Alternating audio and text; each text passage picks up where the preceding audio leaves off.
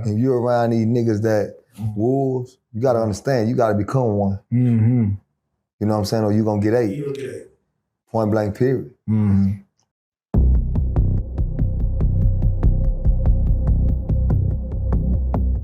Like this, you know, whenever we do these prison stories, I love to have a day room conversation. Y'all had a chance to sit down on the Game Related podcast, have a conversation. But you know, this prison story is one where you know we try to stay within the world and do like you said, like what you about to do next as far as this book, man, it's needed. Let me just say it's needed. Yeah. The same way what we're doing right now and the way we're speaking on is needed. But with that being said, of course, we got Dewberry, we got LT.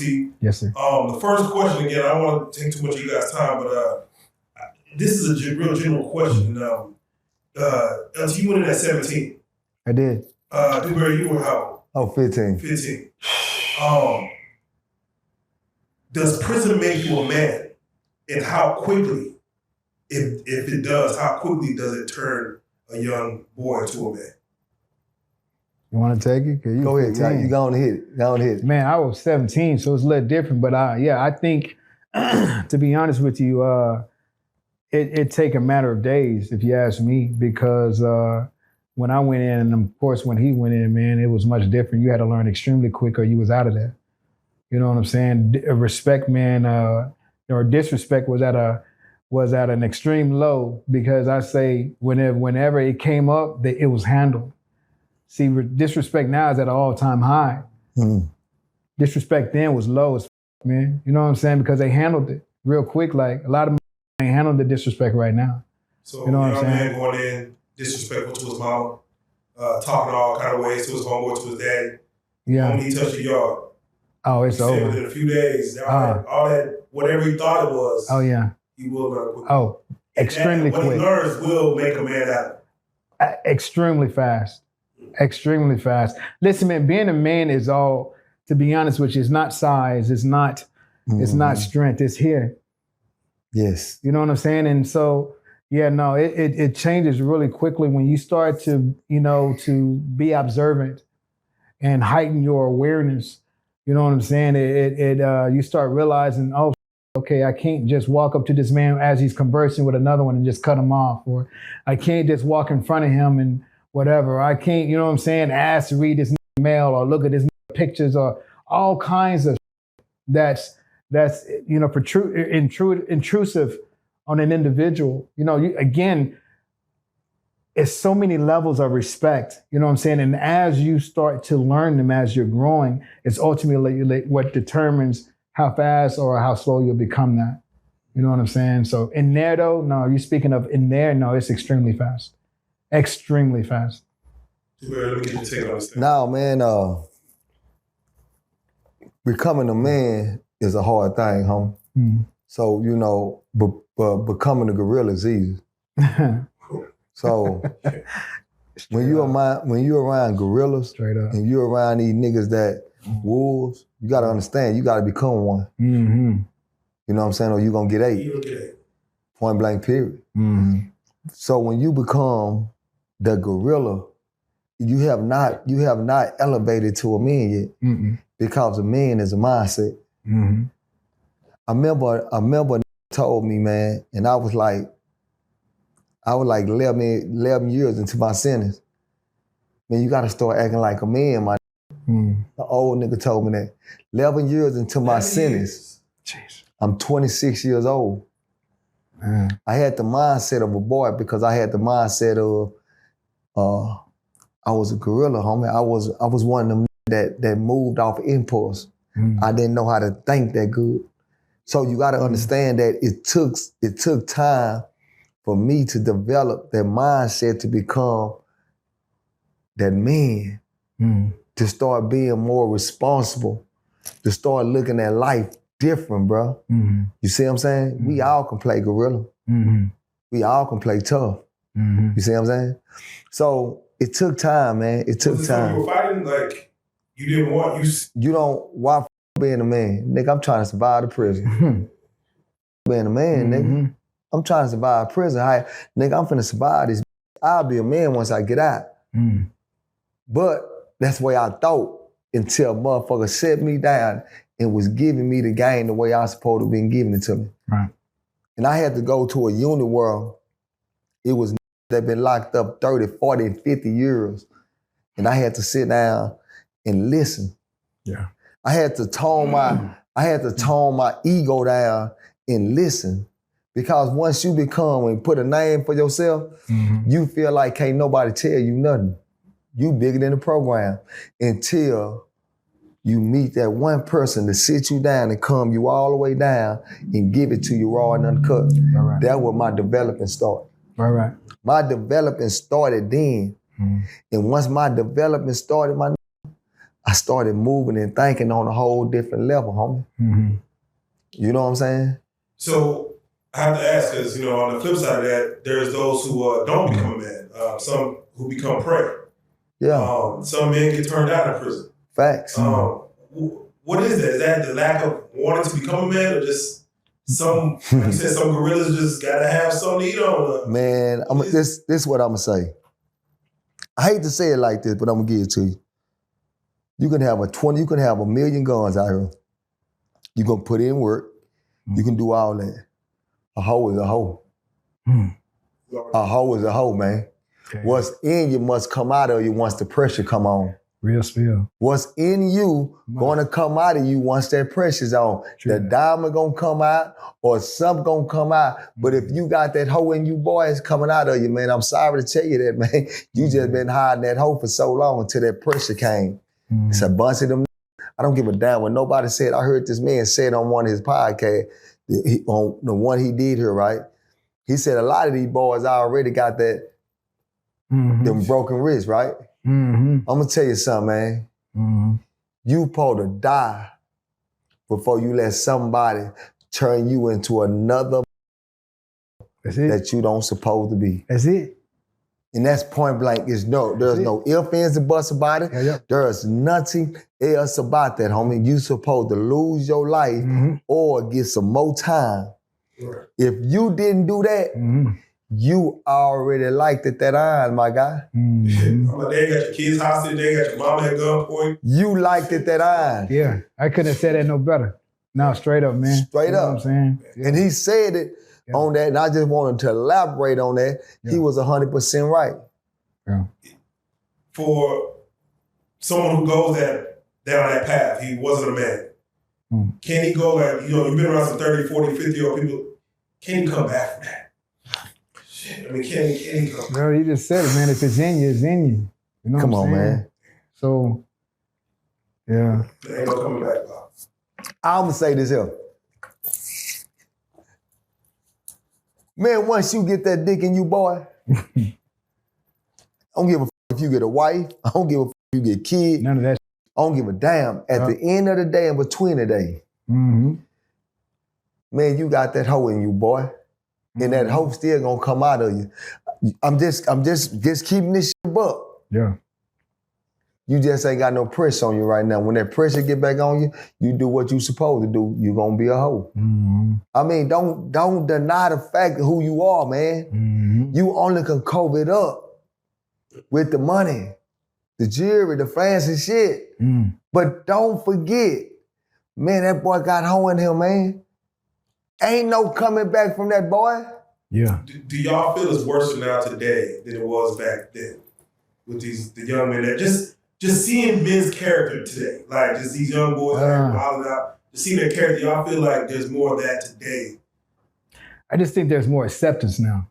You know what I'm saying? Yeah. That's real talk. Yeah. If they accepted it, it wasn't glorified back then. And I hate to say this, I'm gonna be real, man. I love hip hop because hip hop that gave us the opportunity to see the reality of life now, right?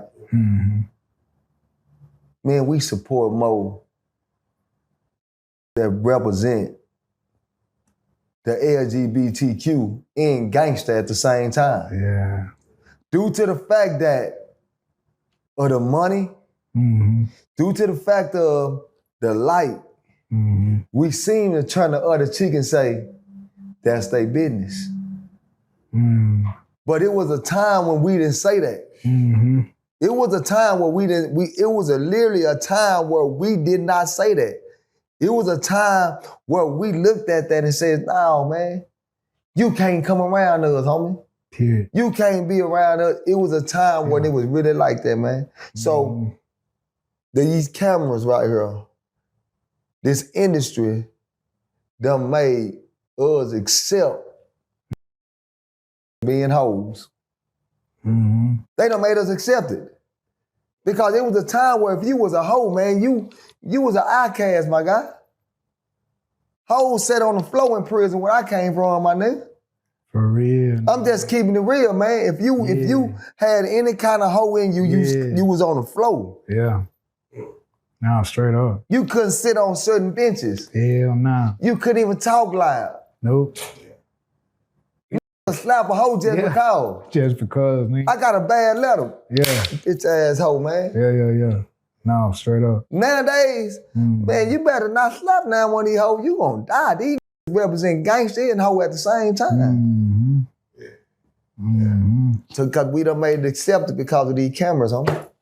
Nah, that's real. That's real. That's real.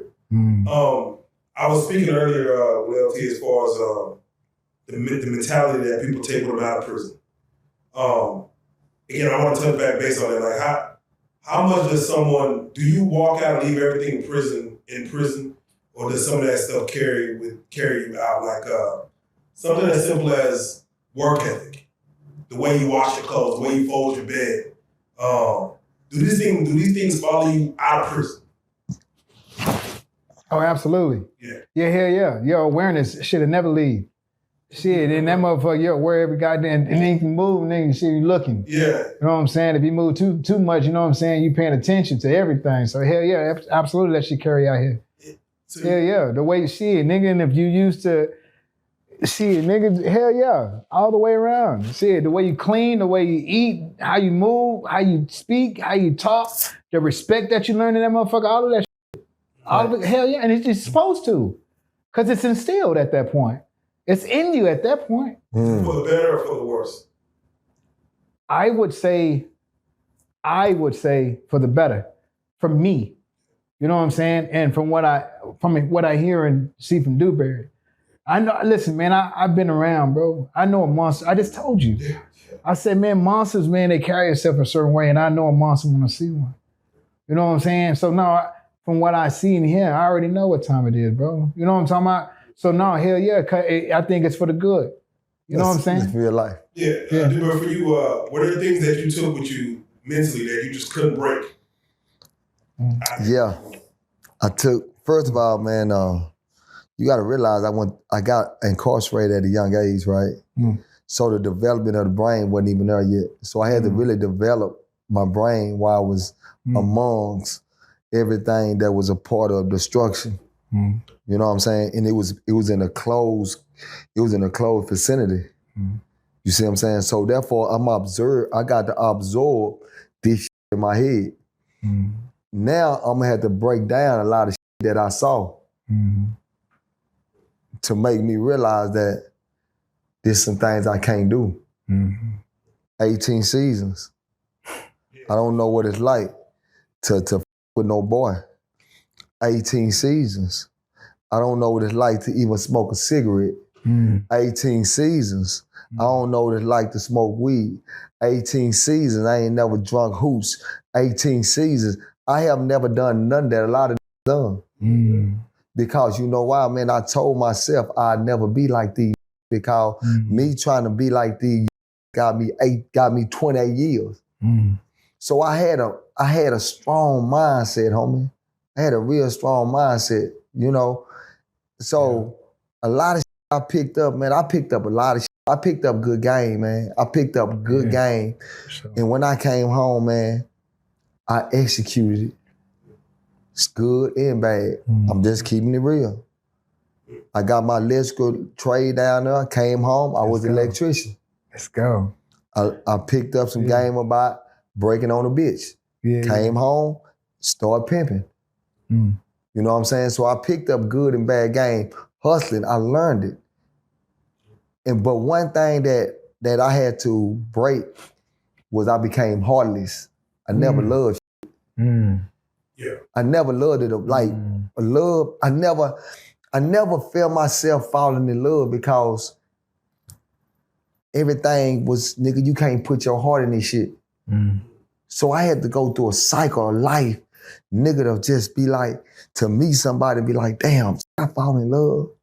Yeah, you know, that's the question. I know you did 5, but like you said, 18, it's easy. I can't even fathom. For you, even how you treat women, like you're in a place of, like you said, no gorillas. Yeah. Ain't no pretty ass giraffes in this mug, you know what I'm saying? It's nothing but gorillas in here. So you might see a CEO that will do, but how did you even go about like respecting and treating women as you got out? Because this is new. Because that's the catch, homie. I'm a vessel, homie. So therefore, man, I soak up game. Old niggas giving me game off the rip, man. Say niggas, cause I've been a fly my whole life, but old niggas giving me game, like say, listen, this what's happening. Peep game. Do woo, woo, woo. They serving me. They saying, like an old nigga once told me, say, my you, when I be saying the it factor, I got it from an old nigga. An old nigga once told me, say, you got the it. You just got to execute the nigga. You know what I'm saying? He say, you look at all the honeys like you, but what you gonna do with it? You can't get your heart in this game. Yeah. So I knew I could never put my heart into none of this shit because every female I with got to go home to their husband. So when I came home, I realized that the game got to bite me too. Yeah. So I always said I would never fall in love with a chick because I know one thing. The game got to bite me too, my nigga. Nigga, you think I can just play the game and do all this here and the game ain't gonna come back and bite me? So when I finally got into that I love you shit, the game had to bite me. And I had to accept responsibility. You can't just keep hurting and thinking that it ain't gonna hurt you. Yeah, I gotta come back. So I had to understand that, and that was the best feeling in the world, though. That was the best feeling in the world because it's like you broke that cycle. You broke the cycle of having a cold ass heart and not caring about nothing, man. So that was one thing I brought from prison that was up. Because we gotta love, homie. Yeah. We gotta love, my. We got to. When I broke that cycle, bro, I think I broke a whole chain of shit. You know what I'm saying? I broke a whole lot of chain and shit, so I can sit back and say, I feel better. Yeah, that's real. I feel better. I ain't gonna lie to you. I feel better now, my. Yeah. You know what I'm saying? Because it was a time where, like he said, nigga, we brought some bad home. I know I did. I remember a time I came home and walked through Walmart. A nigga looked at me. Shit. And I looked at him. Yeah. And during prison, you gotta realize that the nigga that look off is a hoe. Period. Yeah. So nigga, I'm not looking off. Nigga, what's happening? Yeah. What's happening? And he's not looking at me in a way like that. He just looking at me like, damn, what's up, my nigga? You know, some cool shit. Right. So yeah. You gotta, it takes time to break this shit, y'all. This shit not easy. Understand this shit. Yeah. You know what I'm saying? It takes time to break this shit. This shit is hard. Yeah. This shit is hard, man. Yeah. But shit can be broke. Work ethic, I love it. That's why I love prison stories. But you know what I love the most? I love brothers like LT. Yeah, you gotta decipher these stories, man. Because appreciate it, man. Not only do I like what he did when he went to prison, right. I love who he became once he left prison. Amen. That's life, my. Nah, straight up. So when we speak about the development of the mind, from boy to man, we gotta speak about what you do, what you gonna do once you not getting 3 meals. They not telling you to go shower. They not telling you to do this, and you literally gotta survive in a world where this is real. That's why I can say you done developed. I can truly say this. And LT, he one of the ones, man. I like to give you your cards, my nigga. Man, appreciate you know what I'm saying? Like in real life, because for real. you know, I tell anybody that come from that wall, man, behind the walls, man, this shit ain't easy. Because everybody playing, my nigga. Nah, for real. Yeah. It ain't easy. Yeah. Everybody playing, my nigga. Yes. You know what I'm saying? So it's always a blessing to see the success that you bring to the forefront after coming from that beast, man. Yeah. You know what I'm saying? Yes. For real. Yeah, so with that being said, just to close it out, man, again, the way we do it, we don't like to have a glorified prison, but I'm glad we have this kind of conversation with the day room because LT, you are a guy who, of course, went through that and didn't let that define you. So if you don't mind, because a lot of dudes who are just getting home probably right now, turning this on, watching it, don't know what to do, don't know how to move, they feel like when they got that F, you know, are you a felon? And they got to put that on the application, they feel like that's the death sentence. They can't get no jobs. They look at their girl, they like, you know, they blame, I can't get no work out here. Can you at least speak to those who have served time and are out here wondering, can they get to where they work not further? Please, if you don't mind, speak to them. Man, it just goes to anyone that have served and haven't. You know what I'm saying? This goes to any man out there 16 years old and older. Man, you can get your electrical apprenticeship license, man. Just go to TDLR, you know what I'm saying, and put in electrical apprenticeship license, man. If you've been in, it ain't gonna stop you. You can just got out yesterday, family. You can still get your electrical license. You got a lot of companies out there, Landhart Electric, Robertson Electric, Fox Electric, man. You can go in there tomorrow, you know what I'm saying, no experience, and they start you anywhere between $19 and $21 an hour. And if you go get it, real quick, I'm sorry, but if you go get it, if you get your electrical license, man, and I just said this numerous of times, and you know, and I stand on it, man, just call, reach out to him, you know what I'm saying, and I'll pay for it. You know what I'm saying? You know what I'm saying? Yeah, so I don't care if it's $1,000, you know what I'm saying? Nigga, I'll pay for that motherfucker right now today.